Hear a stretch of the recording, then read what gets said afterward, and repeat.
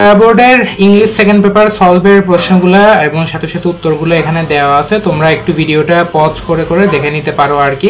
একটার পর একটা এখানে সলিউশন দেওয়া আছে, প্রতিটা আইটেম প্রশ্নের সলিউশন দেওয়া আছে।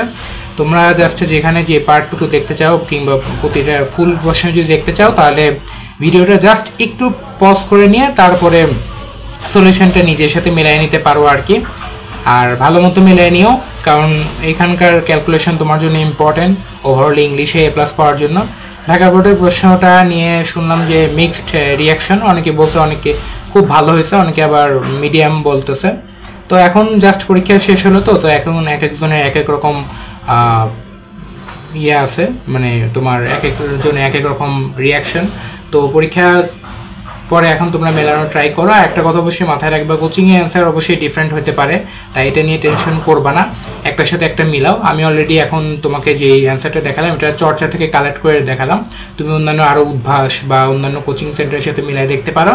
তো এটা সলিউশনটা ভালো মতো করে নিও, আর সামনে আইসিটি পরীক্ষা, তার জন্য ভালো মতো প্রিপেয়ার হয়েও। আর অল দ্য বেস্ট। আর কোনো যদি প্রবলেম থাকে তাহলে আমাকে জানাই দিতে পারো। All the best. আসসালামু আলাইকুম।